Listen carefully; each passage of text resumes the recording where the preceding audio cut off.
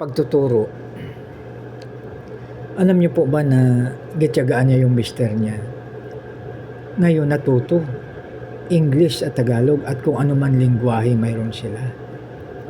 So ibig sabihin niya na patiyagaan lang yan at saka nagtutulang sa pamilya. No?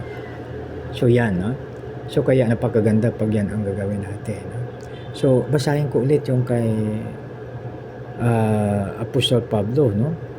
Subalit pinapahirapan ko ang aking katawan at sinusupil ito. So ibig sabihin mga kaibigan, pag tayo ay leader, talagang may self-control talaga, no? Kaya sabi ni Pablo, sabi niya, subalit pinapahirapan ko ang aking katawan at sinusupil ito, kinokontrol niya, no? So ibig sabihin pagkatawan, pati yung pananalita niya, pati yung action niya, pati yung pinupuntahan niya, no?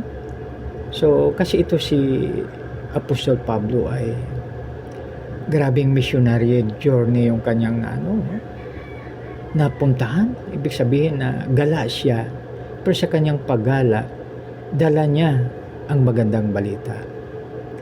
So, kanyang pinapalaganap ang magandang balita. No? So, ibig sabihin napakaganda talaga yung ginawa ni Pablo. Kaya gagayahin natin. So, yan ha. So, ibig sabihin mga kaibigan na pag ang leader po kasi, ano ba dito siya sa Barangay Tuuan, saan man siya pupunta, leader siya. So, ibig sabihin pag na-train na siya doon una-una sa bahay, na-train na sa opisina, yung gawin ng maganda, kahit saan man siya, ang gawin niya ay doon pa rin. Ibig sabihin hindi nawawala, no? Kasi kanyang ina-apply.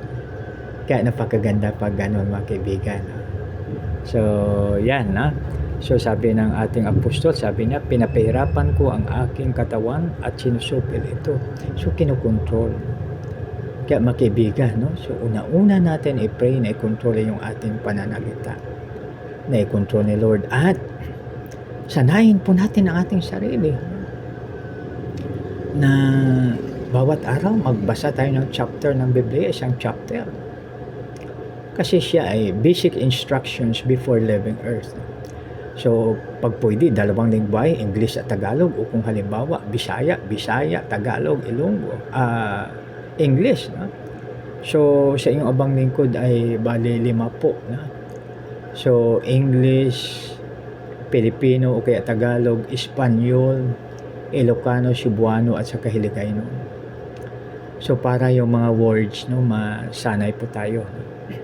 Kasi mga kaibigan, napakaganda pag marami tayong sasabihin o kaya yung masasabi ang ating lips sa magitan po ng pagbasa. No? Kasi basta i-oral po natin, maliban na lang kung makadisturbo tayo sa iba. No? So, di ba, halimbawa, ay nakikita ako na minsan, no, sumasakay sa eroplano. Alam niyo ba, may dalang makapal na libro, tapos basa na ng basa, no? Pero mas maganda siguro pag i-oral siya. Pag hindi tayo makadisturb, yung parang gamitin ay modulate voice lang, no?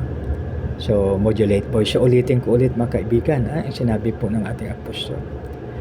Pinapahirapan ko ang aking katawan at sinusupil ito. No? So, ibig sabihin na pag i-analyze natin mga kaibigan, napakahirap i-control yung ating sarili.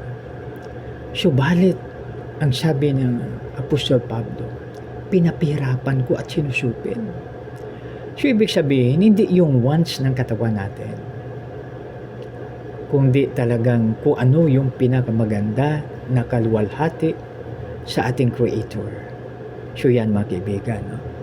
So, dito, ang sabi niya, pinapahirapan at saka sinusupil. So, pag ibig sabihin po niya dito sa pinapahirapan, sa ibang translation, maaring dinidisiplina. No? So, yan, no? Kasi pag dinidisiplina natin ang ating sarili, nahirapan tayo, no? So, tingnan natin sa pagkain pa lang, no?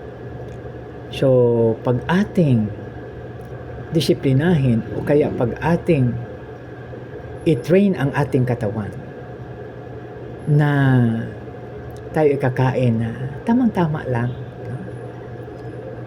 Napakaganda, no? Sa halimbawa, ang isang tao na mayroon ng tinatawag na sa borderline, no? Kasi yung annual check-up po ang yung abang lingkod.